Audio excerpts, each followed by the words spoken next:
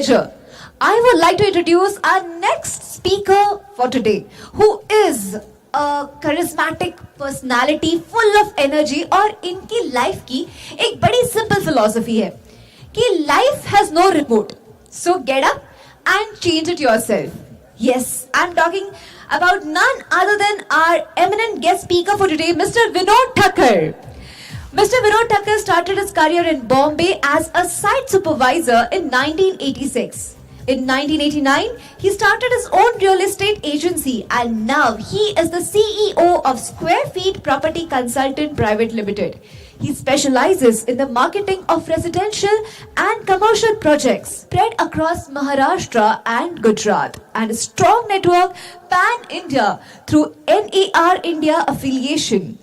Highly proficient real estate professional with proven analytical abilities and organizational skills, involving leadership and consultation on various aspects of property transactions with a customer-friendly approach, thereby helping in realizing the dreams of over 10,000 satisfied customers. A personality we all aspire to be. An all-rounder, communicative, fast learner, innovative, self-motivated tutor, trainer and team builder. He has marketed around 50 plus real estate projects comprising more than 1 million square feet. Founder and life member of the Association of Real Estate Agents, that is Area Group, the president of Area Group for the year 2004 to 2006, and member of NAR India, that is National Association of Realtors India. He has conducted 23 episodes of Gateway to become a successful realtor across 22 cities. He is very passionate about training, and the goal of this training program by Association of NAR India is to help brokers across India to gain knowledge and keep them updated with the changes and understanding the real estate business professionally. He formed the Square Feet Foundation in the year 2019 and has set up Broker Ki Pathshala, an institute for the broker fraternity. He is very passionate about sports too. A very good cricketer as well as he has also played a game. बस आप उनकी personality को देखकर पहचान जाओगे कि ये कौन से game के बारे में इतने passionate है, and that is basketball. He has played for the Gujarat University in the year 1983 and 1984. A person who just not says and delivers life philosophies but also works on it. Yes, he has a remote control in his hand and he has always stepped up and changed his channels in life according to his desires. Thank you. Wait. Wait कर रही है. So can we give a big round of applause to her, please? Huh? Very well done. Thank you. नमस्कार दोस्तों. प्राण और सारे team member को किसी एक का नाम नहीं लेता हूं, अदरवाइज गड़बड़ हो जाएगी जाते जाते. सभी मेंबर्स के लिए एक बार जोरदार ताली. आज हमारा दिन है. दलाल, real estate agent, broker, consultant, advisor, realtor, जो भी नाम दे दो, क्योंकि अल्टीमेटली जैसे संदीप और समीर ने एचडीएफसी से जो लास्ट स्लाइड आप सबने ध्यान से नहीं देखी होगी. लास्ट स्लाइड में नीचे एक वर्ड था, एक लाइन थी, अपनी जगह बनाओ. हम सबको अपने आप को उस वैल्यू क्रिएट करनी है हमारे अंदर. हमको स्वामी जी बताने वाले बाद में कि हमको क्या अंदर से क्या वैल्यू क्रिएट करनी है ताकि हम रियल एस्टेट ब्रोकर, रियल्टर का जो सही मायने में जो मीनिंग है वो हम अच्छी तरह से कर पाए. आप सबको बधाई. आज का दिन 7/12 मेरे ख्याल से नासिक के साथ मेरा बहुत पिछले जन्म का कुछ न कुछ तो नाता रहा है, क्योंकि ये 5वीं बार आया हूँ और जब भी आता हूँ मजा लगता है, अच्छा लगता है. हर वक्त नासिक को बदलते हुए मैं देख रहा हूँ. पिछले 7-8 साल के अंदर बहुत ही अच्छी तरह से तरक्की हो रही है.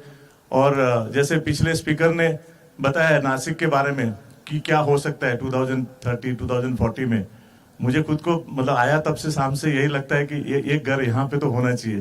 तो एक ABH के लिए बहुत जोरदार ताली होनी चाहिए. जिस तरीके का ऑर्गेनाइजेशन है, जिस तरीके के प्रोजेक्ट्स लेके आ रहे हैं, जिस तरीके की अपॉर्चुनिटीज हम सबके लिए उन्होंने क्रिएट की है, और आज जो माहौल में हम 7/12 को सेलिब्रेट कर रहे हैं वो अपने आप में एक बहुत ही अच्छी मेमोरेबल मोमेंट हम लोग क्रिएट कर रहे हैं हम सबके लिए. So thank you ABH for being part of 7/12. दोस्तों, हमारा जो बिजनेस है वो स्वामी जी एक स्वाध्याय के प्रणेता थे, पांडुरंग शास्त्री। काफी टाइम लोग पूछते हैं रियल एस्टेट ब्रोकर क्या है, तो उन्होंने बहुत अच्छी डेफिनेशन दी थी ब्रोकर की। उन्होंने कहा ब्रोकर वो है जो दो दुखी को सुखी करता है, दो दुखी को सुखी करता है और दो खोटे को खरा करता है। अब जिसका घर नहीं बिक रहा है इसलिए वो दुखी है, जिसको घर चाहिए उसको सही जैसा घर चाहिए वैसा मिल नहीं रहा है, तो ये दोनों को एक जगह पे लाके उनके लिए ढूंढता भी है, उनके लिए बेचता भी है। तो जब ट्रांजेक्शन होता है तो दो दुखी सुखी हो जाते हैं। और दो खोटे को सही, मतलब जो बेचने वाला है उसको 1 करोड़ रुपया चाहिए, लेने वाला वही चीज 50 लाख में मांग रहा है। अब वो दोनों को अपने अपने तरीके से समझा बुझा के मार्केट दिखा के एनालिसिस दिखा के बीच में लाके किधर 75-80 लाख में दोनों को मिला के ट्रांजेक्शन करता है। मतलब वो दोनों खोटे थे, वो दोनों को सही जगह पे लाके काम करता है। इसलिए ब्रोकर को बोलते हैं कि दो दुखी को सुखी और दो खोटे को सही करता है। लेकिन मैं आज आप सबके सामने जो डिस्कशन करने वाला हूं कुछ अलग है। हम सब बिजनेस की बात करते हैं कि रियल एस्टेट इंडस्ट्री, जैसे उन्होंने बताया 13% जीडीपी के अंदर कंट्रीब्यूशन रहेगा, सेकंड और थर्ड लार्जेस्ट एम्प्लॉयर है रियल एस्टेट इंडस्ट्री। ब्रोकर का रोल क्या है, हम लोग क्या कर रहे हैं वहां पे? सबसे पहले हमको एज अ ब्रोकर हमारी खुद की अंडरस्टैंडिंग होनी चाहिए कि हम कौन है और हम कहां पे खड़े हैं पूरी दुनिया में, पूरे इंडस्ट्री के अंदर। जब हम रियल एस्टेट की या इंडिया के ग्रोथ की बात करते हैं, आपको और मुझे हमेशा एक खुशी होनी चाहिए कि हम खाली फ्लैट बेच के ब्रोकरेज नहीं ले रहे। लेकिन अगर कल आपने ये ट्री लाइन के अंदर एक फ्लैट आपने बेच दिया 1.5 करोड़ का, तो आपको यह समझना चाहिए कि ठीक है आपको 3 लाख रुपए ब्रोकरेज मिलता है, लेकिन आपके अंदर फीलिंग यह आनी चाहिए कि आपके 1 करोड़ के फ्लैट बेचने के बाद वो 1 करोड़ रुपए कहां जाता है, 98 लाख रुपीस कहां जाता है, कितने लोगों के अंदर बढ़ता है। बिकॉज ये बिल्डिंग बनने में खाली डेवलपर अकेला नहीं है, आर्किटेक्ट डिजाइन करता है, कुछ पाइलिंग वाले लोग आते हैं, उसमें मिट्टी भी निकलती है, सीमेंट भी आता है, स्टील भी आता है, इलेक्ट्रिक कॉन्ट्रैक्टर आता है, टाइलिंग कॉन्ट्रैक्टर आता है, पेंटिंग कॉन्ट्रैक्टर आता है। कितनी सारी इंडस्ट्री जुड़ी हुई है, तो वो पैसा सबके अंदर बढ़ता है। ऐसा माना जाता है कि कुछ 200 के ऊपर इंडस्ट्री है जो रियल एस्टेट, एक बिल्डिंग बनता है तो इतनी सारी इंडस्ट्री उसके अंदर काम करती है। तो जब आपको ये फीलिंग होगी एज ए ब्रोकर कि मेरे एक फ्लैट बेचने से कितने लोगों के घर पे पैसा पहुंचता है या कितने लोगों को जॉब अपॉर्चुनिटी मिलती है, वो जब फीलिंग आएगी ना, आपको काम करने का मजा बहुत आएगा। आपको फिर कोई ऐसा, आपको ये फर्क ही नहीं पड़ता है कि कोई आपको ब्रोकर बोलता है, एस्टेट एजेंट बोलता है या रियल्टर बोलता है। आपको अंदर से एक सुकून मिलना चाहिए। आज मैं आपसे बात करने वाला हूं वो है कि कस्टमर सर्विस के ऊपर रियल एस्टेट के अंदर सबसे लास्ट है। मैं आपको बोलता हूं रियल एस्टेट इंडस्ट्री और कस्टमर सर्विस। कस्टमर सर्विस आपको अगर सीखनी है तो मैंने एचडीएफसी से सीखी है 35 साल में। मैं एचडीएफसी का सर बहुत बड़ा फैन हूं। मैंने मेरी लाइफ में जितने लोन लिए, चाहे हाउसिंग लोन लिए, ऑफिस के लोन लिए, सारे लोन एचडीएफसी से लिए, क्योंकि उनके जितना कस्टमर का ध्यान कोई भी बैंक नहीं रखती। And I must compliment HDFC for the wonderful service they are giving to their customer. मैं अगर किसी प्रोजेक्ट में काम करता हूं अंडर कंस्ट्रक्शन में, अगर वो प्रोजेक्ट एचडीएफसी में अप्रूव्ड नहीं है तो मैं उसके काम नहीं करूंगा, क्योंकि उनका जो लीगल है वो कस्टमर के, जैसे उन्होंने कहा, वो कस्टमर के बारे में पहले सोचते। तो हमारे लिए बहुत इंपॉर्टेंट है, जब आप ब्रोकरेज बिजनेस करते हो तो आपको सबसे पहले कस्टमर का ध्यान रखना है। क्या हम रखते? हम ये देखते कौन सा बिल्डर 4% ब्रोकरेज देता है।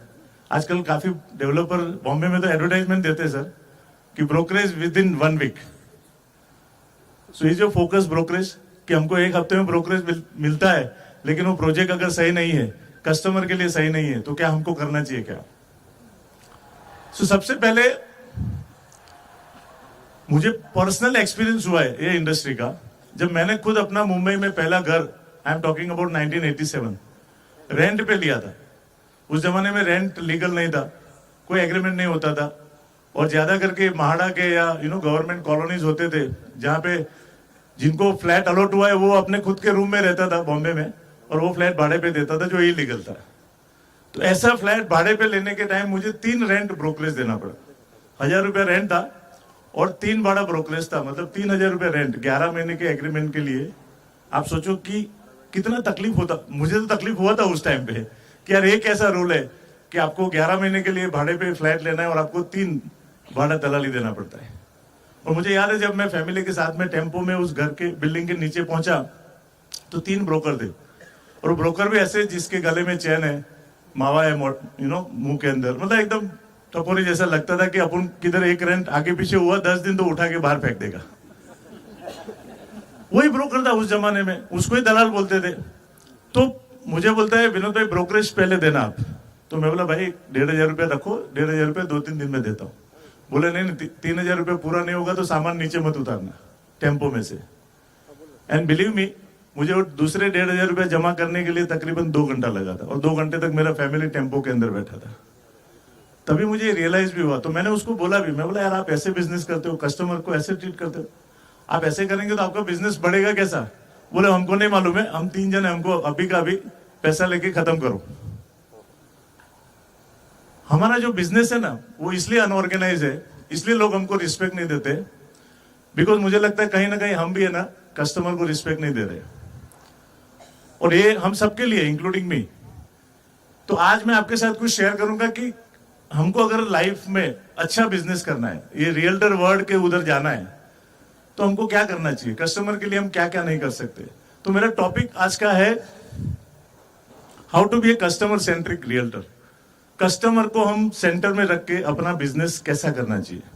मैं मेरे पर्सनल कुछ एक्सपीरियंस है वो शेयर करूंगा आप सबके साथ में। हो सकता है उसमें से कुछ आप साथ में लेके जाए, कुछ ना कुछ आपको काम में आएगा। सबसे पहला क्वेश्चन आप सबके लिए कि आपके लिए कस्टमर कौन है? ज्यादा करके हम ये सोचते हैं कि जो कस्टमर घर लेने आता है वही हमारे लिए कस्टमर है। संदीप भाई, मैं ऐसा समझता हूं एचडीएफसी के लोग भी मेरे कस्टमर है। इस हिंदुस्तान में जो भी नया बच्चा जन्म लेता है वो मेरा कस्टमर है। जितने डेवलपर है, ABH is my big customer. ABH के पास बहुत अपॉर्चुनिटी है। 868 अपार्टमेंट तो यहाँ पे बोला, 54 commercial, another 42 commercial shops, plotted development. He is your biggest customer. तो आप पहले तो डेवलपर को कितने लोग कस्टमर समझते हैं? हाथ ऊपर करेंगे क्या? कितने लोगों को ऐसा लगता है कि developer is your biggest customer? Because आप जब प्राइमरी मार्केट की बात करते हैं, नए प्रोजेक्ट्स की बात करते हैं, तो आजकल वहां पे कस्टमर अभी तो ऑनलाइन हो गया, रेरा हो गया, इतने सारे डिजिटल मीडियम आ गए हैं, तो जो कस्टमर है वो ब्रोकरेज देता नहीं है। M I right? Primary market में कोई है ब्रोकर जो मेरे जैसा कस्टमर से 1% ब्रोकरेज ले सकता है? वेरी गुड, बहुत कम है, but very nice, because you are creating value. आपकी वैल्यू तभी होगी जब आप अपनी खुद की वैल्यू पहले अपने आप को वैल्यूएबल बनाओ। So developer is your biggest customer. तो आप उनके साथ रिलेशनशिप कैसे बनाते हो, आपका उनके साथ का व्यवहार, आप उनके साथ कितने टच में रहते हो, वो बहुत इंपॉर्टेंट है। आप सब ने एक्सपीरियंस किया होगा अपनी अपनी लाइफ में। जैसे मैंने एचडीएफसी से लोन लिया है, या मेरा एचडीएफसी बैंक अकाउंट है, मेरा क्रेडिट कार्ड भी एचडीएफसी का है, तो मुझे every day I get 1 or 2 mail from HDFC, और हर हफ्ते में एक कोई कस्टमर सर्विस का रिलेशनशिप मैनेजर का फोन आ जाता है। क्या रियल एस्टेट में इतना फ्रीक्वेंट हम कस्टमर के साथ बात करते? नहीं बात करते, करेक्ट? क्यों? Real estate is different from other industry. दूसरी इंडस्ट्री में क्या होता है देख सकते हैं आप लोग सब। फोन की हम बात करें, एप्पल की बात करते हैं फॉर एग्जांपल, उसकी जो कॉस्ट है वो 57,000 से लेके 1.3 लाख तक की है। फोन जनरली हम 2 या 4, एक बार आप फोन लेके आए उसके बाद फिर 2-3 साल तो यूज करते हैं आप, correct? Giving customer service, they don't know what they need. अब यहां पे आपकी फ्रीक्वेंसी, उनको मालूम है अभी आज इसने फोन लिया है तो 2 साल तो वापरेगा वो फोन को। नाइकी के अगर आप शूज लेते, कोई भी कंपनी के शूज लेते, तो शूज का जो कॉस्ट है वो 3,000 से 20,000 के बीच में है। जनरली 8-9 महीने में शूज आप नया लेते हैं, करेक्ट? तो आप जहां पे भी शूज भी लेते होंगे ना, वो कंपनी के भी आप देखने आपको एसएमएस आएंगे, कुछ आपको स्पेशल कूपन देंगे वो लोग। They will be in touch with you regularly, because आपकी फ्रीक्वेंसी है वो 9 मंथ की है। आपने अगर कार ले ली, कोई भी समझो, एवरेज मारुति की बात कर रहा हूं मैं, 4-5 साल गाड़ी रखता है। न्यू जनरेशन रहेगा तो शायद 3 साल में इंस्टॉलमेंट खत्म होते ही नई गाड़ी आती है, नया मॉडल आता है। तो देन कोई आप क्लोथिंग लेते हैं, समझो कोई भी मॉल में से कपड़ा खरीदते हैं, तो वो भी आपका कुछ समझो 300 से लेके 6,000 तक की कपड़ा खरीदी करते हैं, तो वो भी आप 2-3 महीने में एक बार कुछ ना कुछ खरीदते हैं। तो वो जो फैशन है उसकी जो फ्रीक्वेंसी है वो हिसाब से आपने देखा होगा कि वो लोग आपको टच पॉइंट होता है आपका कस्टमर के लिए, आपको कुछ ना कुछ मैसेज आएगा, कोई उनका स्कीम आ रहा है, या स्पेशल अगर आप प्रिविलेज है, आपने कुछ 25,000 50,000 के ऊपर की शॉपिंग की हुई है तो आपको एक प्रिविलेज कार्ड आएगा, उसके अंदर आपको पॉइंट्स आते हैं, but you will be finding lot of communication from them. Am I right? आप सब लोग, लेकिन आप रियल एस्टेट में ऐसा कर सकते हैं, किसी ने 2 करोड़ का फ्लैट लिया तो आपको मालूम है हम लोग क्या करते हैं, अभी हो गया भाई, अभी 4-5 साल 6 साल तक तो 2 बेडरूम से 3 बेडरूम में आने वाला नहीं है, तो वो गैप बहुत बड़ा है, नंबर 1। नंबर 2, अमाउंट भी बहुत बड़ी है, because buying a house is one of the most 3 important decision of everybody's life. पहला डिसीजन क्या है? Career, second is your life partner, और तीसरा है घर। ये तीनों में बहुत सारी डिटेलिंग में जाता है, बहुत सारे लोग कनेक्टेड है, इमोशनल डिसीजन है, तो वो डिसीजन वापस इमीडिएटली नहीं आता है, क्योंकि हाउसिंग लोन लेते हैं तो it doesn't happen every time. So इसलिए आपका जो कनेक्शन है वो कस्टमर के साथ वो थोड़ा डिले होता है, जितना फ्रीक्वेंट दूसरी इंडस्ट्री में होता है उतना नहीं होता है। So how can we improve the customer service? हमारे इंडस्ट्री में कस्टमर सर्विस के लिए कोई सेगमेंट तो नहीं है किसी भी ऑर्गेनाइजेशन में, क्योंकि इंडिया में तकरीबन स्वामी जी 10 लाख ब्रोकर है मेरे जैसे, और 10 लाख में से 55-60,000 जो रियल्टर है वो रेरा रजिस्टर्ड है अभी तक ऑल ओवर इंडिया में। सो बाकी के जो है 9.5 लाख वो ज्यादा करके इंडिविजुअल ब्रोकर है, उसमें से मोर देन 90% के पास ऑफिस नहीं है, वो घर से या कोई नुक्कड़ पे खड़े रह के, अभी तो मोबाइल आ गया तो गाड़ी में घूमते ही काम करते हैं, तो इसलिए वो इंडिविजुअल ब्रोकर के पास अभी भी वो कस्टमर सर्विस के लिए स्पेशल कोई थॉट्स नहीं आते, वो एक एक फोकस रहते, एक ट्रांजेक्शन हो गया, they are giving good service, no doubt about that. मतलब कुछ कुछ ब्रोकर इंडिविजुअल मैंने देखा है, they become part of the family of that customer, but when you talk about a growing organization, अगर आपको अपने आप को एक ब्रांड बनाना है, एक अच्छा ऑर्गेनाइजेशन क्रिएट करना है इंडिया में रियल एस्टेट ब्रोकरेज बिजनेस में, तो आपको क्या ध्यान रखना चाहिए? कुछ पॉइंट्स मैंने लिखे हैं, आप सबको शायद काम में आ सकते हैं। सबसे इंपॉर्टेंट चीज है कि हम लिखते नहीं है, रियल एस्टेट में कुछ लिखते नहीं है, तो हमको पहले एक अपना विजन और मिशन स्टेटमेंट लिखना चाहिए कि आप कौन है, आपकी कंपनी का नाम एक अच्छी तरह से आप लिखिए कि what do you want out of your company, what is the message. आप जब भी कोई अननोन या फर्स्ट टाइम कस्टमर को किसी को भी मिलते हो तो आप अपने बारे में अगर किसी को 30 सेकंड में बताने हो तो क्या बताना चाहेंगे? What is the vision of your company, आपकी कंपनी का मिशन क्या है, वो आपको एक लिखना चाहिए। अगर आप इंडिविजुअल है तो भी लिख सकते हैं, ऐसा कोई जरूरी नहीं है कि बहुत बड़ी कंपनी के लोग ही खाली मिशन स्टेटमेंट लिख सकते हैं, आप इंडिविजुअल भी 2 लाइन का मिशन स्टेटमेंट डेफिनेटली लिख सकते हैं, बिकॉज वो आप लिखेंगे, रोज उसको पढ़ेंगे तो आपको पता चलेगा कि आपकी कंपनी क्या है और आपकी कंपनी को आपको कैसे कम्युनिकेट करना है इंडस्ट्री के अंदर। Second is get organized. Organize मतलब रियल एस्टेट ब्रोकर को एक कस्टमर के साथ कनेक्ट करने के लिए क्या क्या आवश्यकता होती है। अगर ऑफिस है तो बहुत अच्छी बात है, ऑफिस नहीं है तो स्मार्टफोन होना बहुत जरूरी। आप किसी को मिलने को जाते हो तो आपका एक टाइम मैनेजमेंट होना चाहिए। किसी को अगर आपने 9 बजे का टाइम दिया है तो कोशिश करें 8:45 बजे पहुंचने की। ऐसा नहीं होना चाहिए कि 9 बजे का टाइम दिया है और 9 बजे कस्टमर पहुंच जाता है, कस्टमर आपको फोन करता है कि भाई किधर हो, सर 2 मिनट में पहुंचा, तभी वो घर से निकल रहा है बंदा। सो वो चलता है, एटीट्यूड इज गॉन नाउ। अगर आपको आगे चल के अच्छी तरह से कस्टमर के लिए रिस्पेक्ट और ट्रस्ट, हमारा पूरा बिजनेस जो है ना वो ट्रस्ट और रिस्पेक्ट के ऊपर है, और ट्रस्ट तभी आएगा जब ये सारी चीजें मैं जो आपके साथ शेयर कर रहा हूं उसके ऊपर आप ध्यान देके अगर काम करेंगे। Be responsive. कभी कभी कोई फोन करता है तो हम एक मैसेज तो डाल देते हैं। अभी जैसे मुझे किसी का फोन अभी आ रहा था तो मैंने मैसेज डाला, I will call you later, correct? That's a good communication, somebody is calling you। लेकिन फिर मैं यहां से जाने के बाद कल सुबह तक उसको फोन ही नहीं करता हूं, और फिर वापस अगर उनका फोन आता है तो I think you are not a responsive person. So कुछ भी अगर कम्युनिकेट करते हो आप कस्टमर के साथ में, चाहे ये कम्युनिकेशन हो, 1-to-1 कोई कम्युनिकेशन हो रहा है आपका, आपने कस्टमर को बोला कि भाई मैं शाम को 5 बजे आपको ये चीज का डिटेल भेजता हूं, तो अगर आप नहीं दे सकते तो उसको 4:45 बजे फोन करके आप बोल सकते कि भाई नहीं हुआ है अभी तक ready, I will be able to give you next morning. अगर ये रिस्पॉन्स अगर आपका सही नहीं है टाइम पे, तो देन वो कस्टमर आपके ऊपर ट्रस्ट नहीं करेगा। Communicate effectively, as I said. Communication was one of the most important tool to become successful broker. और जो कस्टमर के साथ आपका रिलेशनशिप और ट्रस्ट बनाना है, उसमें कम्युनिकेशन सबसे ऊपर आता है. Be proactive. कभी कभी मैं हमेशा रिक्शा की उदाहरण देता हूँ, रिक्शा की, कि हम लोग घर से बाहर निकलते हैं और 3 रिक्शा खड़ी एक साथ में, तो आप कौन सी रिक्शा में जाके पहले बैठते हो? अलग अलग लोग रहते हैं ना, आप देखते हैं एक रिक्शा वाला एकदम रेडी होता है आपको, आप आए तो तुरंत एकदम सामने से ना आपके नजर राह देख रहा है, कस्टमर आ रहा है, he is looking in your eyes. बाकी एक बैठा होगा पीछे पेपर पढ़ता होगा, एक ऐसे ही बैठा है समझो, तो आप किसके पास जाओगे? जो प्रोएक्टिव है उसके पास ही जाओगे ना. सो आप बिजनेस कर रहे हो तो always be ready. Whenever from wherever the customer comes, I think you should be the first to connect with the customer. Be personable.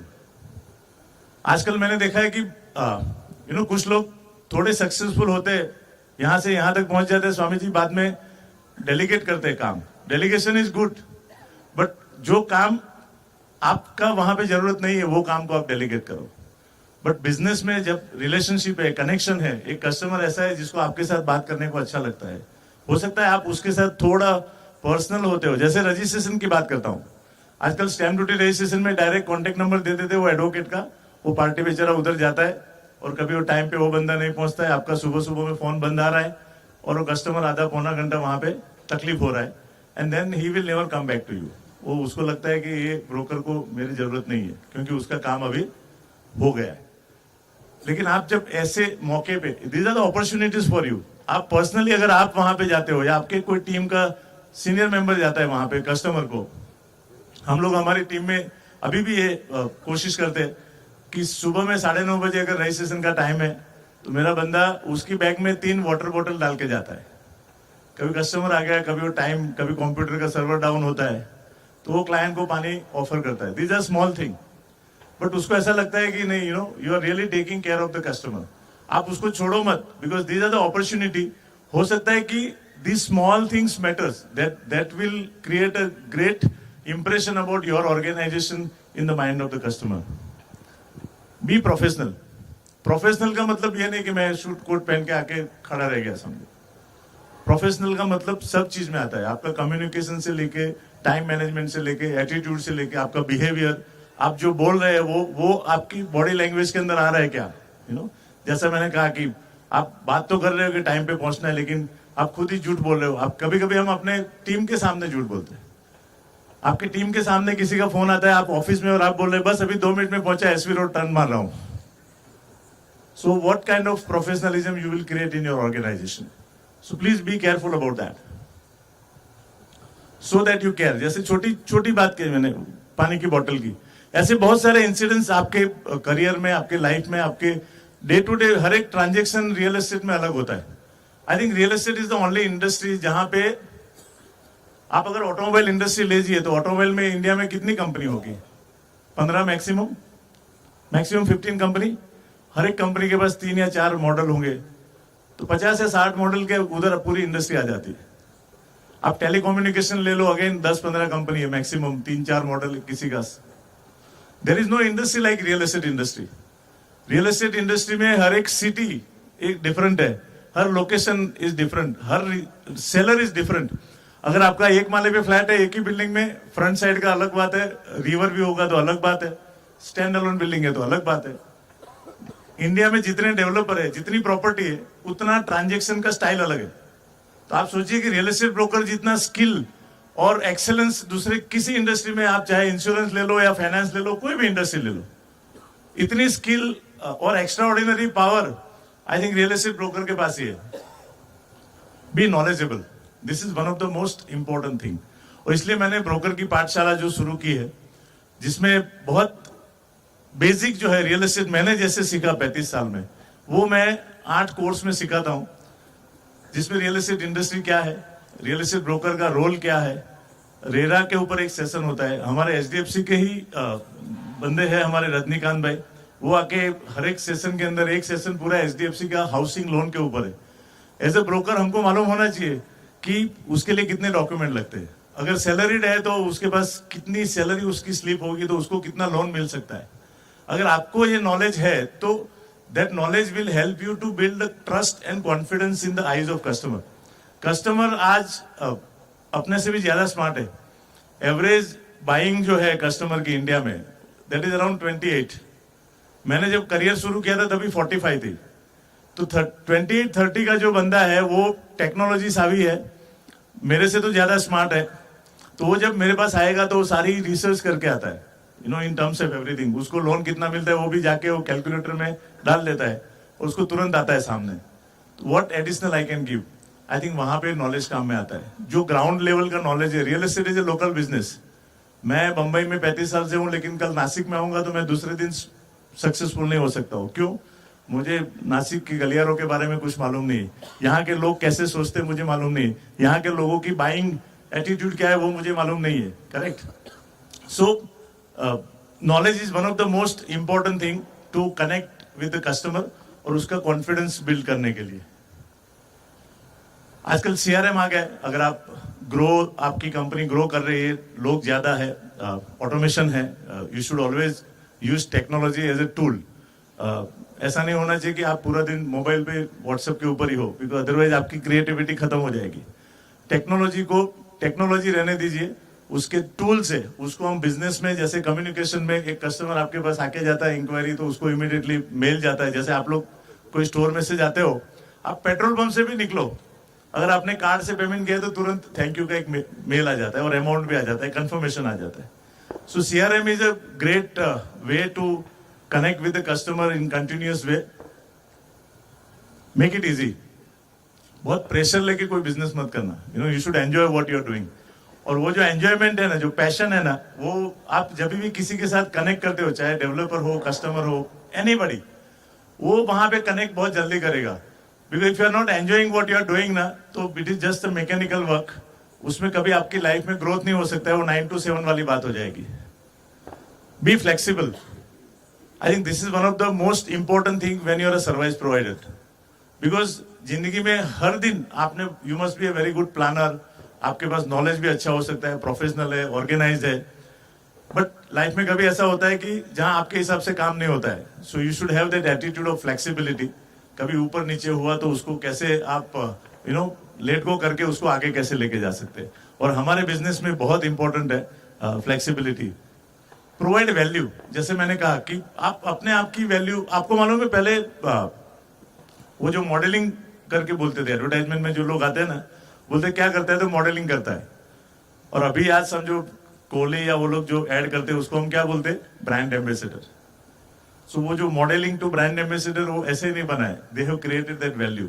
सो हम लोग भी एस्टेट एजेंट, दलाल, ब्रोकर, रियल्टर पे जाना है ना, तो आपको अपने अंदर ये वैल्यू क्रिएट करनी पड़ेगी, ताकि न केवल आपको अपने ऊपर गर्व हो, लेकिन जो कम्युनिटी है, कस्टमर्स है, डेवलपर्स है, जितने भी लोग रियल एस्टेट से कनेक्टेड है, वो सब आपको एक रिस्पेक्ट के नजर से देखेंगे।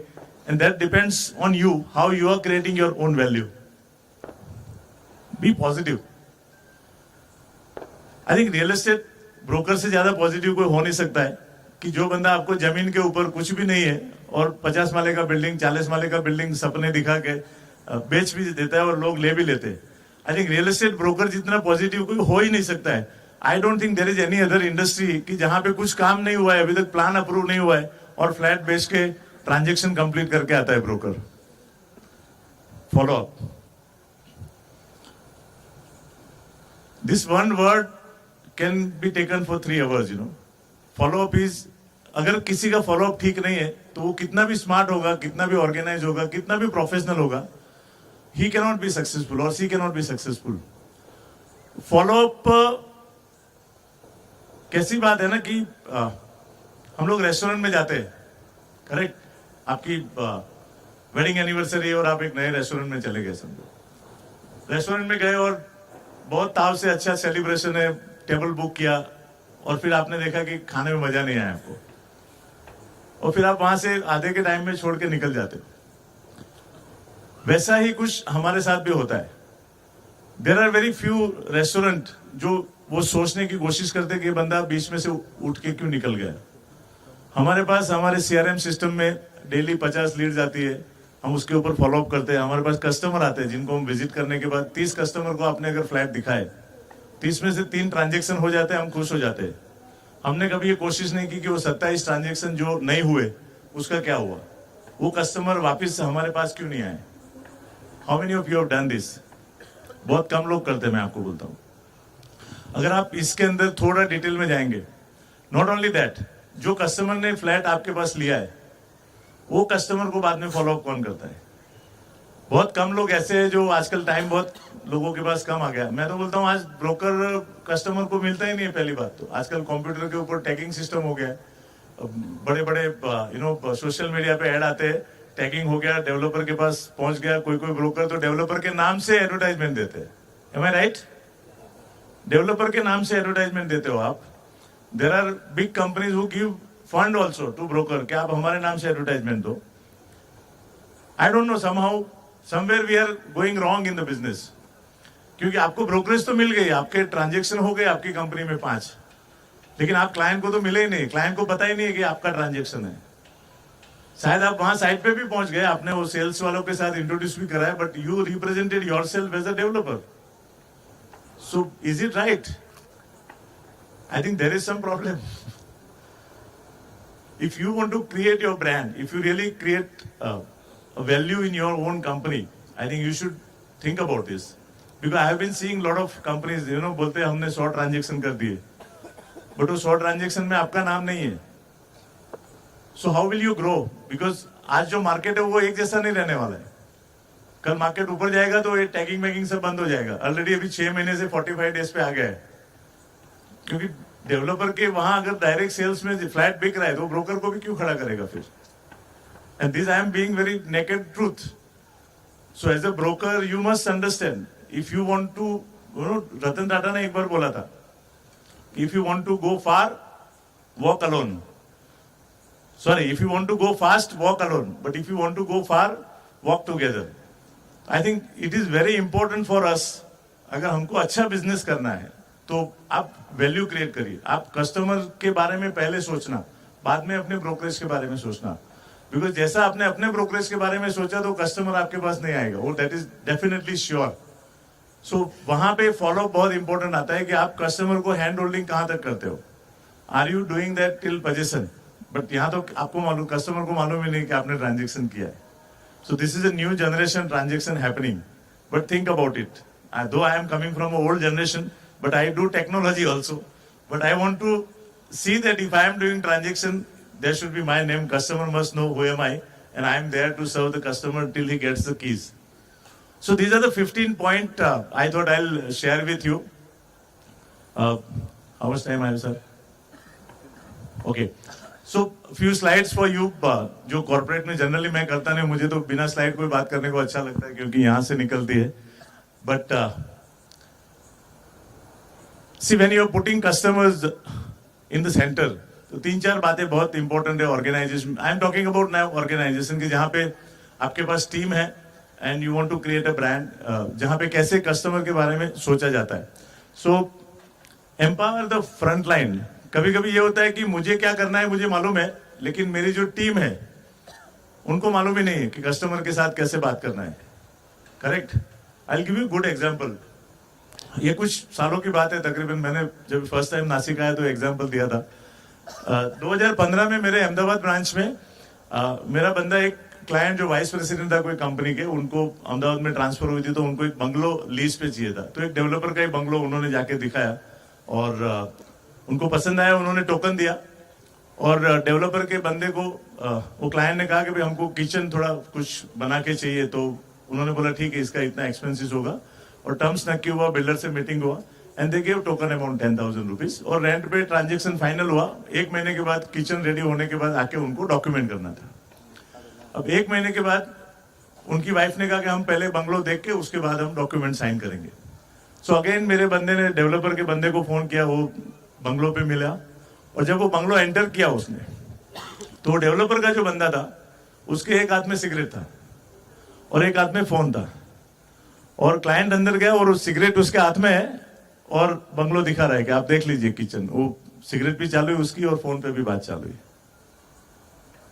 थोड़े टाइम के बाद वहां से बाहर निकले और गाड़ी में बैठने के बाद वो क्लाइंट ने मेरे टीम मेंबर को बोला कि जयेश, अपने को अभी बिल्डर के पास नहीं जाने का है, we are not interested in this bungalow. तो उसने बोला सर क्या हुआ, बोले नहीं ठीक है, हमने जो 10,000 टोकन दिया है ना उसको छोड़ दो, कि we are not interested dealing with this company. So this is a small incidence, you know, कि you are insulting your customer. आप how can you do that, you know, कि कस्टमर के सामने फैमिली के साथ में आप सिगरेट पीते पीते फोन पे, you are just completely ignoring the customer. So it is not about money always, you know, या कोई ट्रांजेक्शन खाली पैसे के हिसाब से नहीं होता है. सो when you say that you really want to serve the customer, you want to give that customer delight, आपका कम्युनिकेशन और आपकी team member including your office boy को भी पता होना चाहिए कि आपकी कंपनी की वैल्यू सिस्टम क्या है. सो that is very important because he is the first person who will come in contact with the customer. Customer focus leadership. अगर टॉप बॉस को ये पता है कि मुझे कस्टमर को सही मायने में सेटिस्फाई करना है, तो उसका विजन और मिशन स्टेटमेंट उसी तरफ से आएगा और लास्ट का उसका टीम मेंबर तक जाएगा. Feedback drives continuous improvement. How many of us are taking feedback? हम लोग अपनी ब्रोकरेज मिल गई, पोजीशन दे दिया, सर गुड बाय. अगर वो मोमेंट है आप कस्टमर से, हम लोग आप छोटी छोटी बाइंग भी करते हैं ना, तो वहां पे आपसे बोलते हैं फीडबैक. आपको गूगल पे भी आएगा, समझो sir please share your feedback, please share your feedback. हम अगर हमारे कस्टमर से फीडबैक लेंगे तो हमको पता चलेगा कि वो सही मायने में ऑनेस्ट फीडबैक लीजिए, तो आपको अपने इंप्रूवमेंट करने का मौका मिलेगा. लेकिन हम लोग बहुत कम ब्रोकर कंपनी मैंने देखा है कि जो कस्टमर से ट्रांजैक्शन पूरा होने के बाद फीडबैक ले रही है. Because there is always, nobody is perfect in this world, but your intention can be perfect.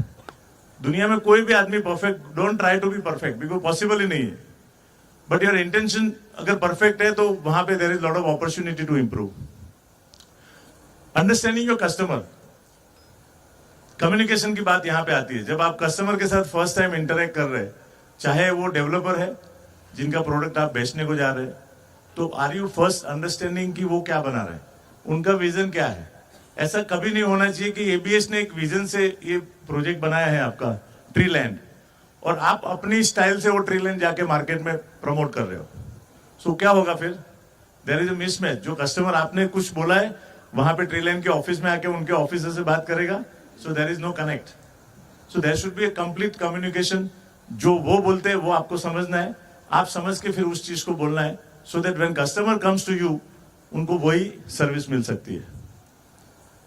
Designing the experience.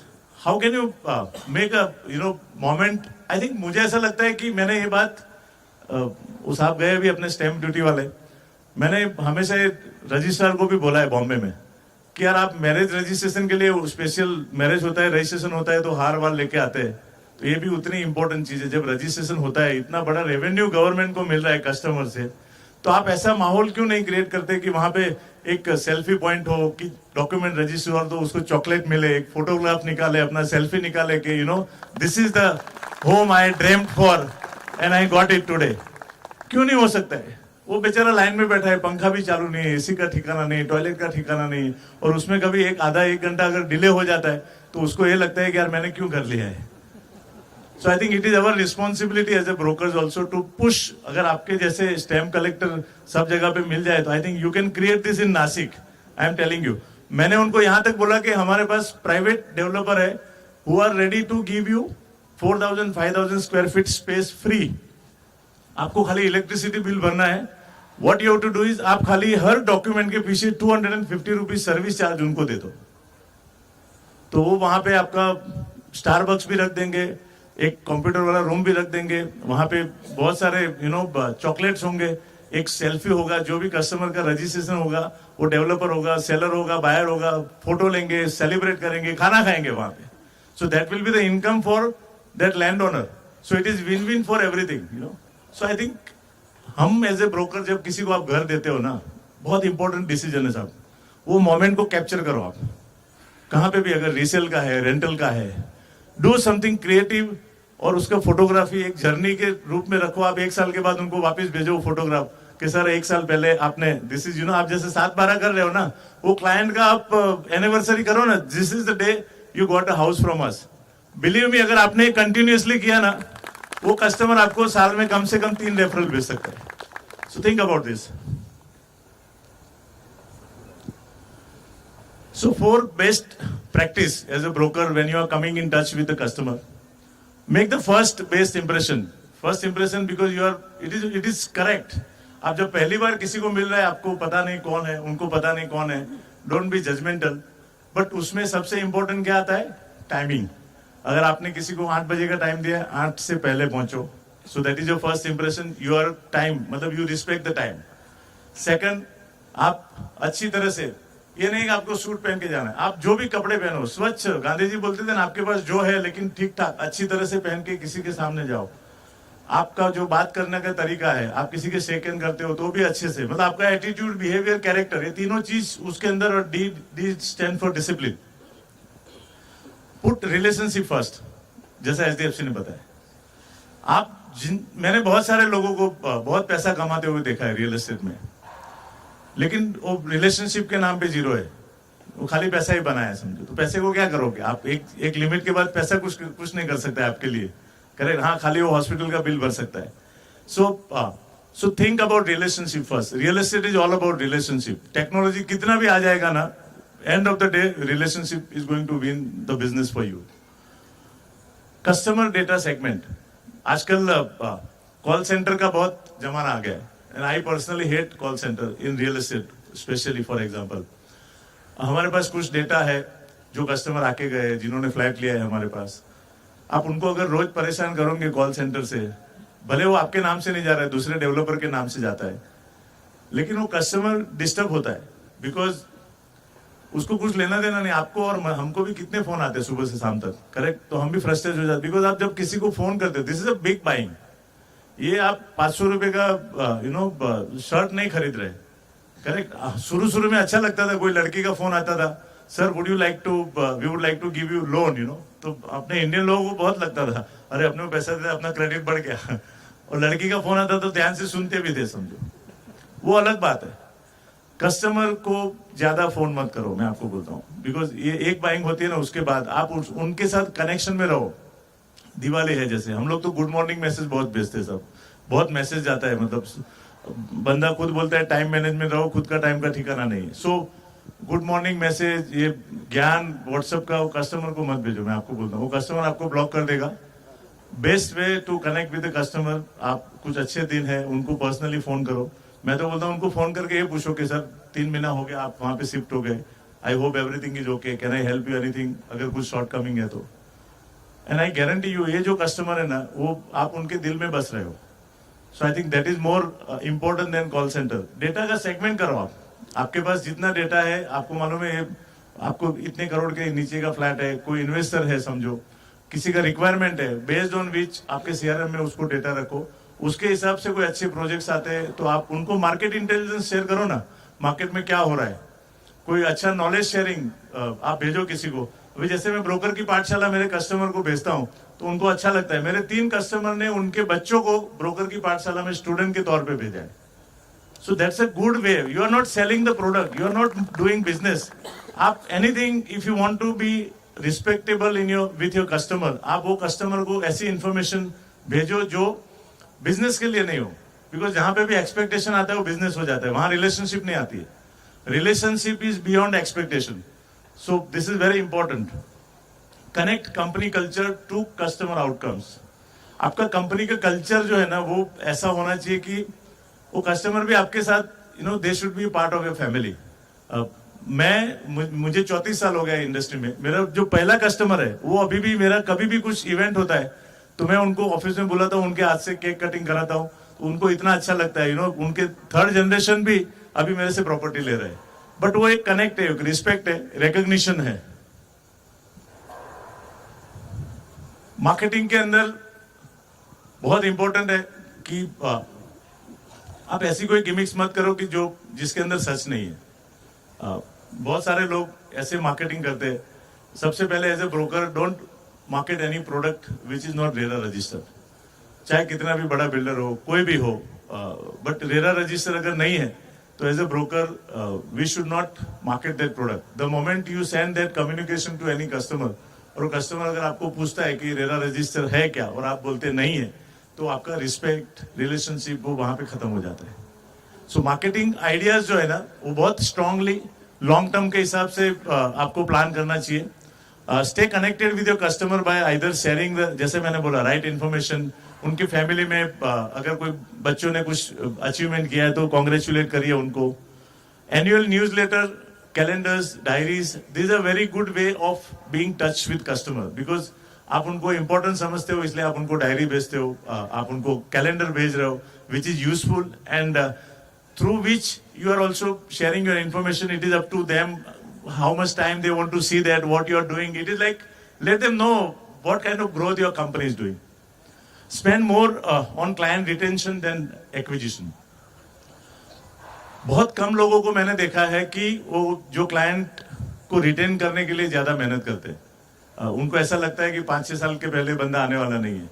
But अगर क्लाइंट के साथ आप सही मायने में रिटेंशन पे ध्यान देंगे ना, तो each good client, satisfied client will give you minimum 2 good lead every year.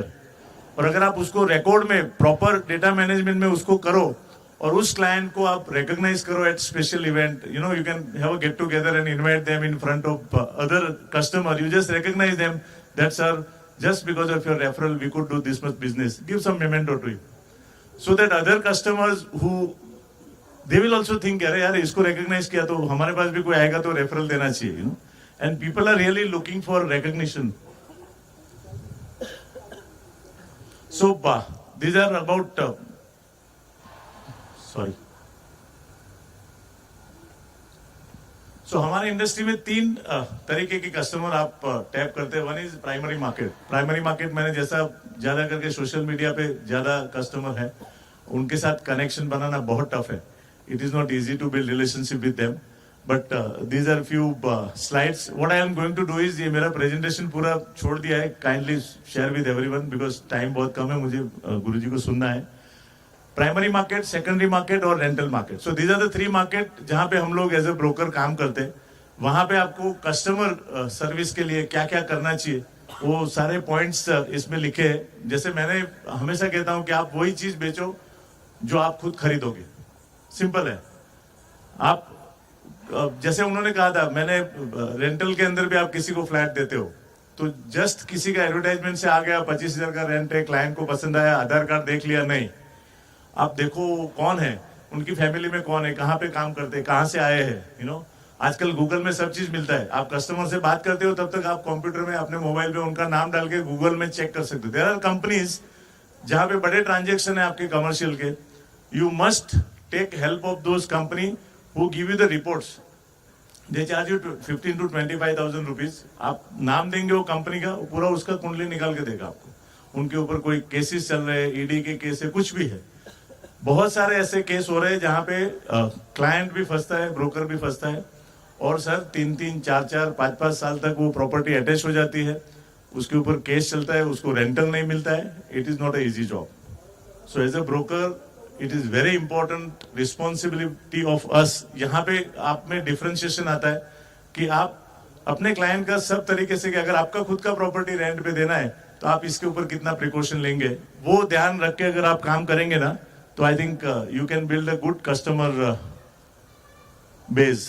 So client retention is one of the most important thing. How will you know if you are doing right thing? So your customer, अगर आपके customer आपको recommend नहीं कर रहे, अगर आपने ये साल में समझो 25 ट्रांजेक्शन किए फॉर एग्जांपल, तो आप नेक्स्ट ईयर में ये देखिए कि वो 25 ट्रांजेक्शन जो आपके पूरे हुए, उसमें से कितने लोगों ने आपको रेफरल दिया और रेफरल से आपके पास कितने ट्रांजेक्शन आए, एटलीस्ट लीड कितने आए. अगर एक भी लीड नहीं आया, एक भी रेफरेंस नहीं आया, you should go back to the board and check कि आपने जो 25 ट्रांजेक्शन किए उनके साथ या तो कम्युनिकेशन प्रॉपर नहीं किया या तो कुछ गड़बड़ है. I think you should go and meet those 25 customers personally and understand where are you going wrong. Retention is easier than finding a new customer. नए कस्टमर को खोजने के लिए आपको अगर 80 पैसा लगेगा तो जूने कस्टमर से रेफरल पाने के लिए 20 पैसा लगेगा. So how will you know if you are doing right? Customer lifetime value. ये जो मेरे पास ऐसे कस्टमर है, कम से कम 25 कस्टमर ऐसे है जो 30 साल से 32 साल से मुझे रेगुलर बिजनेस देते हैं. They are part of my family. So I think आप जितने ज्यादा ऐसे कस्टमर को जमा करेंगे, फोकस करेंगे, तो वो बोलते हैं ना, वो रिकरिंग जैसे प्रीमियम मिलता रहता है. So you should more focus on CLV, customer life time value, if you really want to build a good brand and good business. So आपको 5 स्टार मिलेगा गूगल के ऊपर, तो समझना you are on the right track. So दोस्तों, चलते चलते Covid के बाद आया तो गुरुजी बैठे तो कुछ पंक्तियां, बहुत अच्छी पंक्तियां है. कभी कभी व्हाट्सएप में भी गुरुजी अच्छा ज्ञान आ जाता है अगर हम अपने अंदर डालते हैं तो. हम सबने कोविड में बहुत नजदीक से मौत को देखा, अपने बहुत नजदीक के लोगों को खोया भी होगा हम सबने, और तभी ऐसा महसूस हुआ बहुत नजदीक से कि भाई हम लोग आए हैं तो वापस जाना पक्का है. कभी कभी क्या है, किसी को लगता है अपने में बहुत पैसा आ गया तो अपन जब भी चाहेंगे तभी जाएंगे, ऐसा कुछ नहीं है. जन्म है तो मृत्यु निश्चित है. करेक्ट. तो ये एक चलते फिरते एक कविता आई थी, तो मैंने सोचा बहुत एप्ट है, हम सब की लाइफ में उसको हम डाल सकते हैं कि वापिस जाना तो तय है, वापिस जाना तो तय है. इसलिए मन भर के जिए, मन भर के जिए, पर मन में भर के मत जिए. हम लोग आज जितना स्ट्रेस देख रहे हैं ना, तो मैंने लाइफ में कभी इतना नहीं देखा था. हर चौथा आदमी स्ट्रेस लेके घूमता है, हंसता ही नहीं है. वो बेचारी लड़की कब से बोल रही ताली मारो हंसो, भाई मतलब आप अपने आप क्यों खड़े होके ताली नहीं बजाना चाहिए. हम सेलिब्रेट कर रहे हैं. करेक्ट. हम मन में क्या भर रहे हैं, पैसा भर रहे हैं, नॉलेज भर रहे हैं, ग्रजेस भर रहे हैं. किसी को कोई अच्छा हो रहा है, सेलिब्रेशन भी नहीं कर रहे. 7-12 है, सेलिब्रेट करो यार. वो मन में भर के क्यों अंदर भर के रखोगे ना. ये कैसा है ना कि वो बचपन में मैंने देखा था एक वो राउंड रिंग वाला एक ये आता था अपना म्यूजिकल गेम. गुरुजी वो रिंग बनाते थे, सबको राउंड में खड़ा करते थे. म्यूजिकल रिंग अपने शरीर में से पास करना है, दूसरे को देना है. म्यूजिक चालू होता था और रिंग घूमती रहती थी. जिसके पास जैसा म्यूजिक बंद होता था, जिसके पास रिंग है वो आउट होता था. तो हम लोग भी कहीं ना कहीं ये रिंग है ना अपने अंदर लेके घूम रहे हैं, और हमारा जो म्यूजिक है ना ऊपर वाले के पास है. तो आप रिंग अपने पास मत रखो, दूसरे को दे. जो देता है ना वो खुश है. आप देखना, रिंग जो दे देता था ना वो खुश होता था एकदम. तो रिंग को अपने अंदर पकड़ के मत रखो. अपने अंदर पकड़ा मतलब आपको खुश होना है तो हमेशा गिविंग मोमेंट में रहो. कुछ पकड़ने की कोशिश मत करो, खाली हो जाओ रोज सुबह में. सो मन में भर के मत जिए. छोड़िए शिकायत. हम लोग हमेशा कंप्लेन मोड में होते. अरे यार ये ठंडी बहुत है, थोड़ा पैक होता तो मजा आता था इधर. हाँ, छोड़िए शिकायत, शुक्रिया अदा कीजिए. हमारे पास जो है, हम लोग जितने लोग यहाँ पे बैठे हैं ना, शायद दुनिया के 1% पॉपुलेशन में से है जिनके पास इतनी सारी फैसिलिटी, फिर भी हम कंप्लेन करते हैं. We should be grateful to people. We should thank. जब यहाँ से जाएंगे तो जितने लोग वहां पे काम कर रहे हैं, वहां पे काम कर रहे हैं, ये मैडम है यहाँ पे बैक स्टेज में कितने लोग हैं, वहां पे कितने लोग हैं. We should be grateful to everyone, because ये सब लोगों ने काम किया, तभी तो हम यहाँ से बैठ के बात कर रहे हैं. आप लोग ध्यान से सुन रहे हैं वहां पे. सो छोड़िए शिकायत, शुक्रिया अदा कीजिए. जितना है पास, पहले उतना तो मजा ली.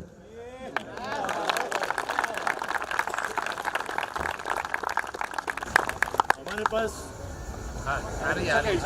देखते नहीं हो, नया लेने की कोशिश कर रहे रोज. जितना है पास, पहले उतना तो मजा लीजिए. चाहे जिधर से गुजरिए जिंदगी में, चाहे जिधर से गुजरिए, एक मीठी सी हलचल मचा दीजिए. मतलब ऐसा जिंदगी जियो जिधर जाओ आदमी बोले अरे यार वाह क्या बंदा बंदी, मस्त मजा आ गया एकदम. माहौल बना दो आप, एनर्जी बना दो जहाँ पे भी जाओ. उम्र का हर एक दौर मजेदार है. हम लोग कभी बोलते हैं अरे नासिक पहले मस्त था 15-20 साल पहले, अभी मजा नहीं है. ऐसा नहीं है, नासिक अभी भी उससे अच्छा है.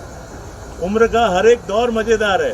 अपनी हर उम्र का मजा लीजिए, क्योंकि वापिस जाना तो तय है, वापिस जाना तो तय है. Thank you. Giving us so much learnings about the realtor industry. और इसके बाद आई होप कि सबको पता चल गया कि हम कितनी ऊपरी तौर पर काम करते हैं. राइट? मतलब कितना काम करना बाकी है. When I was invited for this event as a host, I remember one thing जो मेरे जहन में आई थी कि realtor वो होता है जो हमें घर दिलाता है. Right? So he is a person, he or she is a person who is very much instrumental in giving us or fulfilling our dream. But ऐसे कितने लोग हैं जो एक्चुअल रियल्टर्स को अपने घर के फैमिली फंक्शंस में बुलाते हैं. राइट? सो हेंसफोर्थ आई होप कि ये सारा कस्टमर सर्विस के बारे में जो सर ने बताया है वो कहीं ना कहीं नासिक में नेक्स्ट लेवल पर जरूर जाएगा. So huge round of applause.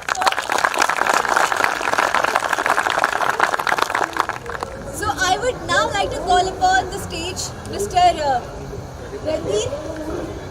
Pradeep Randhir, the Vice President of Grant, and Mr. Ratish Nair, the General Manager of Dosti team, to please come on stage and felicitate Mr. Vinod Thakur.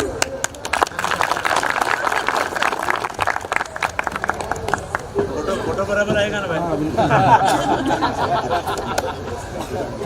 जैसा भी आएगा मजा लो।